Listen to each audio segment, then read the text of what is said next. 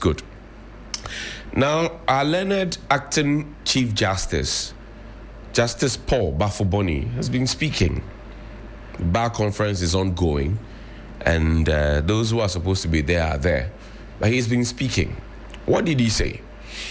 Please put up the item for me. The acting Chief Justice has been speaking.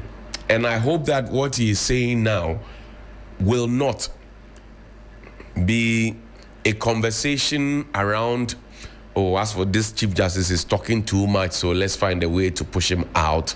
Or as for this Chief Justice, no. We need to, as a country, accept the truth. We need to, as a country, accept the reality. We need to, as a people, accept what is real and bow to it and deal with it and answer to it at the same time. Because if we do not, as a people, we will be in trouble. We will be in trouble, I'm telling you.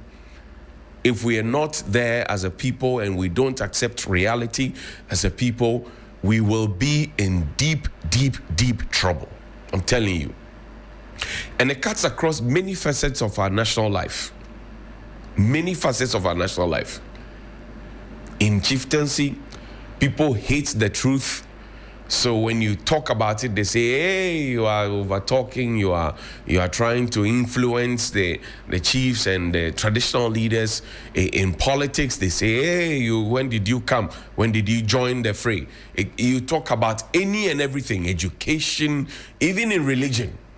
Even in religion, which is supposed to be sacrosanct, you get those flags thrown at you. So the learned Chief Justice has spoken. The system is quite tricky this morning, but we will get it done. We'll get that work done in a bit, and then we will get the conversation. Yes, so please put the GBA president first, and then we can go to the learned Chief Justice, please. The Constitution of the Ghana Bar Association enjoins us to protect the independence of the judiciary. This is a duty the association does not take lightly, and from time immemorial, the bar has fiercely performed this duty. My learned friends, we are all aware that Article 146 of our 1992 Constitution has come under severe scrutiny in recent times. For the first time under the Fourth Republic, it's been evoked in respect of a Chief Justice. The position of the bar must be stated clearly in this regard. The bar recognizes the fact that the power of removal can be exercised under Article 146. But the bar's major concern relates to the process. In the absence of specific rules of procedure, the sketchy process potentially lends itself to arbitrariness and a lack of fairness. Hence the bar's resolution on the matter, which was as follows. The Ghana Bar Association hereby also calls for the immediate enactment of clear and comprehensive regulations relating to matters under Article 146 of the Constitution of the Republic of Ghana to ensure transparency, accountability, and fairness in all proceedings involving Superior Court justice, particularly in the context of the impeachment or removal of such officers. This resolution was passed and publicized by 30th April 2025. However, no rules were produced. It is commonly said that justice should not only be done, but manifestly be seen to have been done. The lack of an enactment for such rules in the case of the removal of the fourth highest person in the nation should be a matter of concern for all of us. These rules should have been known to all and sundry before the commencement of the process, as it greatly affects the standard to be met.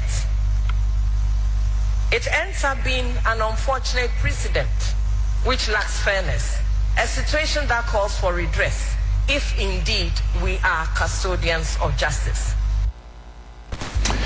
That was the GBA president, at the bar conference, all the way up north. And there's another video from the GBA.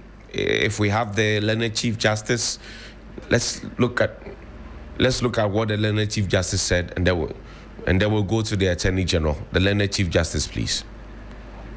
And he spoke, and he says, how did we get here as a nation to allow a few selfish and greedy individuals connected to power and influence in society hold the entire nation and its future to ransom for their benefit? I take it again. How did we get here as a nation to allow a few selfish and greedy individuals connected to power and influence in society hold the entire nation and its future to ransom for their benefit?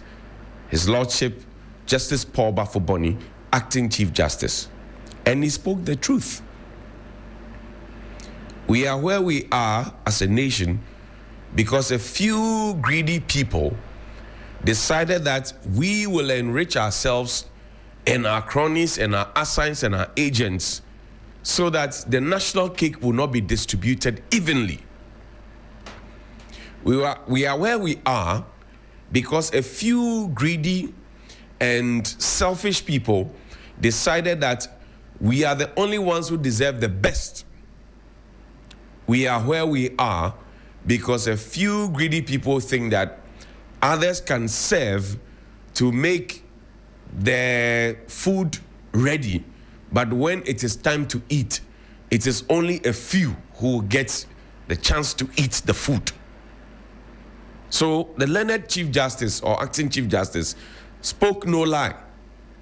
He said, how did we get here as a nation to allow a few selfish and greedy individuals connected to power and influence in society to hold the entire nation and its future to ransom for the benefit? He's not talking about just now. He's talking about what will happen in the future. And sometimes when you listen to some of the narratives, the monies that have been embezzled, you listen to the pilfering, you listen to the stolen stuff, and you ask yourself, like they say in Ghana,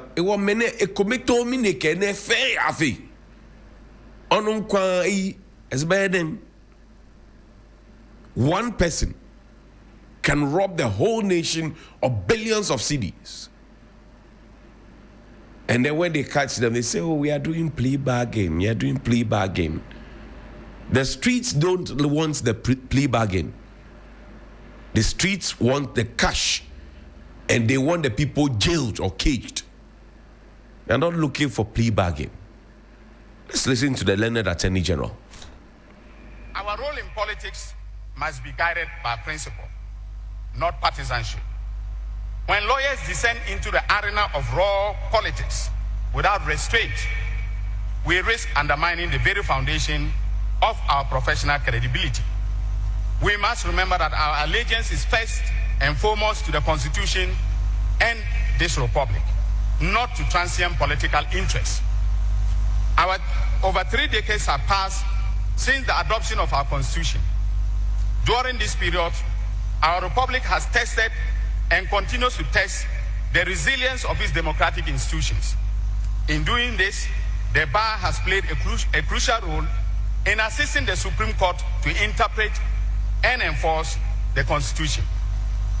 But outside the courtroom, the advocacy of the bar as a professional group has lacked consistency, bringing into question its adherence to principle.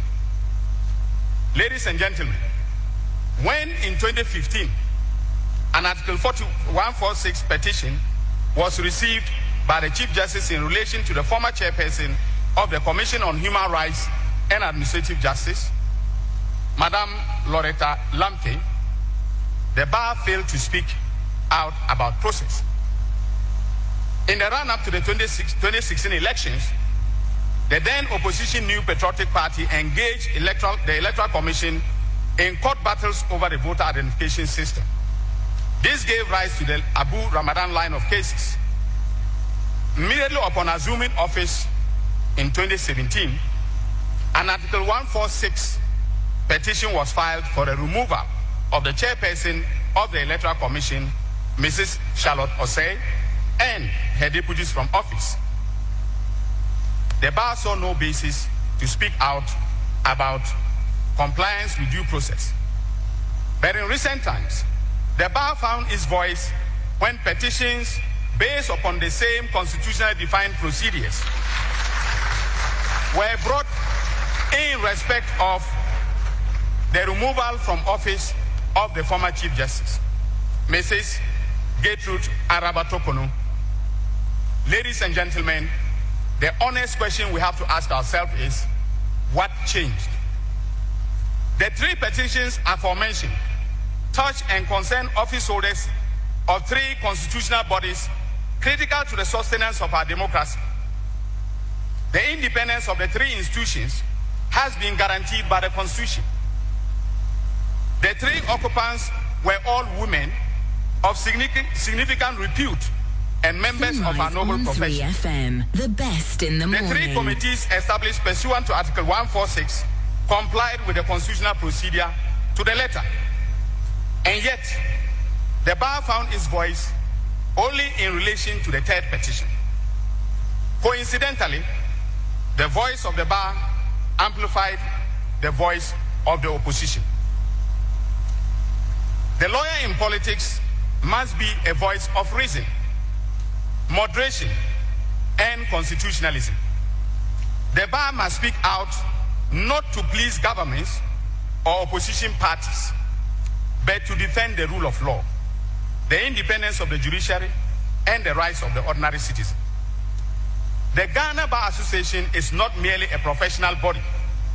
It is a moral compass of the legal fraternity and a key pillar in the construction of our constitutional democracy.